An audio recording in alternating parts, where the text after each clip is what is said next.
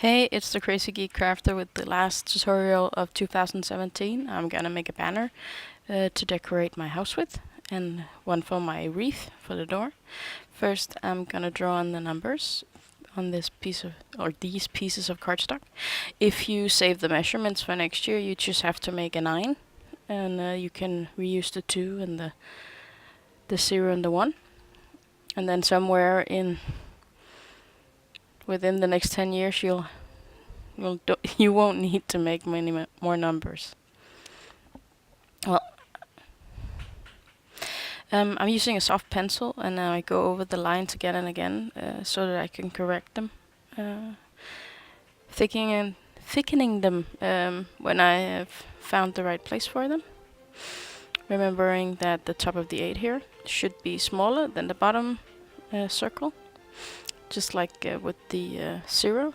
The top part of it should be narrower than the bottom one, so that you have a distinct top and bottom. Now that you have some of the shapes, you can actually reuse them. The 2 is very useful for making a free. For example, you just take the curve and copy the top and copy it again in the bottom, so that they fit.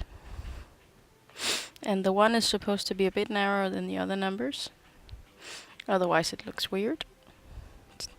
Ask me how I know. I'm gonna make a small version of it. This one is actually easier to draw, so maybe you should start with that one if you're uncertain. I round the corners and try to keep the thickness of the lines the same on all the numbers.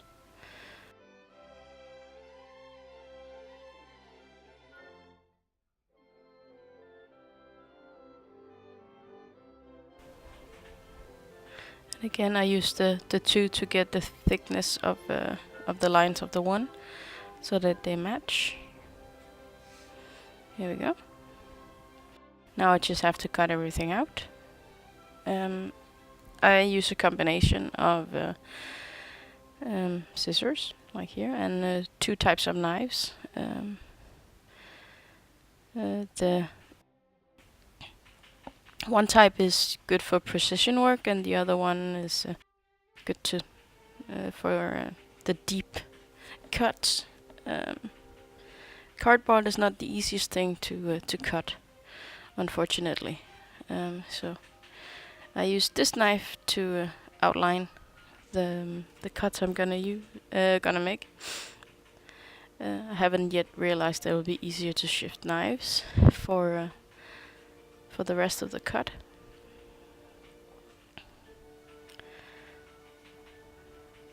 But it takes some time. I'm gonna skip most of it. It's pretty self-explanatory. You don't need to watch a 20-minute video of me cutting out numbers.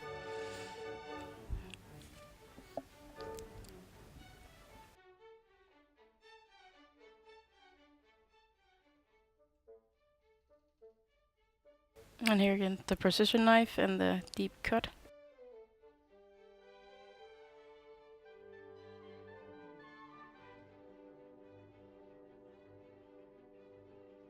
And I got all my numbers. Now it's time for decorations.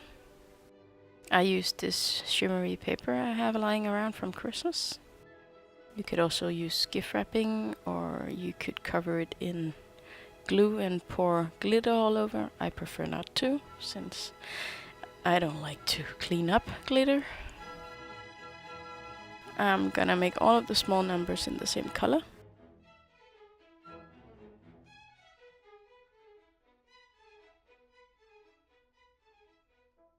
And now, so to speak, all that's left is to fold in all the sides, making slits so it fits. Now the straight ones are pretty easy, like the one here. The challenge is the round parts, where you'll need to make several cuts everywhere to get a nice curve. I did try doing this with some shimmery washi tape that I own, but unfortunately the washi tape didn't want to stick to anything. Literally anything. So I had to peel it all off again, and then I went with this paper instead. But depending on the quality of your washi, you should be able to do this with that medium also. Now I'm just gonna pre-cut everything, making lines all around the curve, cutting off the excess. Since all of the little snips have to stay on the two, they can't go across. That would look weird. Now this is at 6 times normal speed, because otherwise this video would be far too long. But it didn't actually take that long to make. The only reason why it took a long time was that I had to redo the decoration on them. If you can hear the quiet sound of a mechanical keyboard in the background, that would be my boyfriend playing. But at least he's quiet at the moment, I think.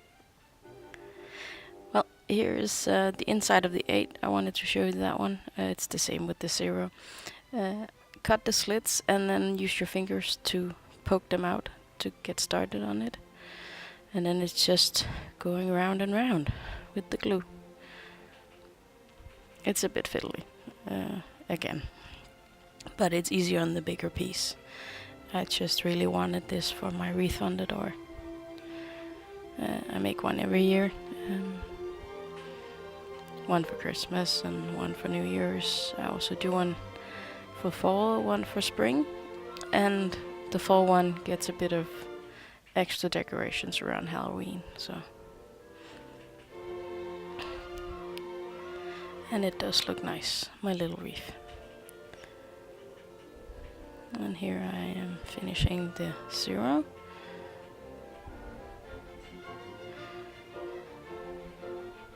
There we go. That's just letting it dry. And stringing it up, of course. Now, I tried putting on tape. That didn't work very well. So now I'm poking holes and stringing them on. And I wasn't very smart about it. I don't know why I wanted to do this the hard way, when I actually do have a hole punch at hand. But if you don't have one, you can poke a hole with the pin and then use something to stick the thread through your numbers. I have this mat I used to keep under my mouse once, back when I had one, that is. Nowadays I just use the touchpad, and I use it when I'm poking holes in things, so I don't run my tabletop. And this is here I realize I should make the holes with this instead, because that'll just be easier. Unfortunately I don't own eyelets, otherwise I would have put some in, just to make a nice finish. And I did a similar thing with the big numbers. Actually, used the same kind of string. I think I made the holes a bit bigger to make it easier to slide them back and forth. I have edited out the big numbers being covered and stringed on. It'll be the same as you've already seen, but there will be pictures.